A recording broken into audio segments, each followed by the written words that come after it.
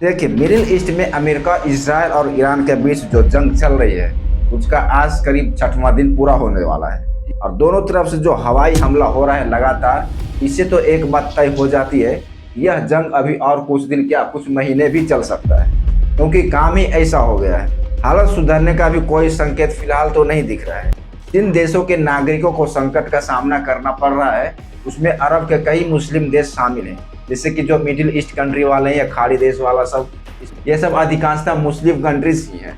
Iran का अलग अलग देशों में स्थित अमेरिकी दूतावास और सैन्य अड्डों को भी निशाना बनाया जा रहा है। और लगातार तीनों देशों के बीच जो हमला हो रहा है, उससे कई नागरिकों के भी जो निर्दोष थे उसकी मौत हो जा रही है। तो कैसे ट्रंप की वजह से अमेरिका की उल्टी गिनती शुरू होने वाली है, क्योंकि ईरान ईरान है और वो भी पावरफुल देश है, भले छोटा हो लेकिन पावरफुल देश है। और वो अभी इस जंग को मतलब इतना जल्दी खत्म भी नहीं करेगा और अमेरिका और इजराइल को छोड़ेगा भी नहीं।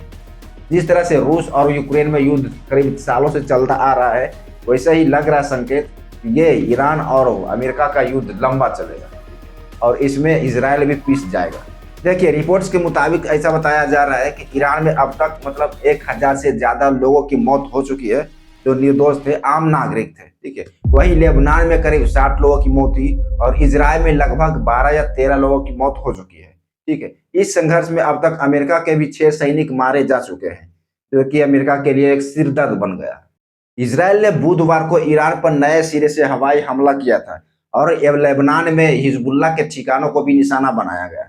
ईरान की लंबी रेंज और हाइपरसोनिक मिसाइलें इजराइल के लिए बहुत बड़ी चुनौती बन गई।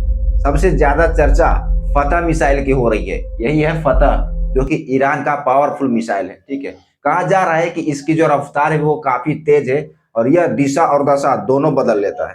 हाल ही में हुए हमले में तेल अवीव, हाइफा और अन्य शहरों को निशाना बनाया गया था इसी मिसाइल के द्वारा से। पेटा टिकवा में हुए हमले के बाद भारी तबाही भी देखी गई थी, कई इमारतों को भी नुकसान पहुंचाया था। ठीक है, लोग दहशत में भी हैं। इसराइल का मिसाइल डिफेंस सिस्टम लगातार सक्रिय है और अमेरिका का थार सिस्टम को भी तैनात कर दिया गया, तो हमले की रफ्तार और ज्यादा बढ़ गई।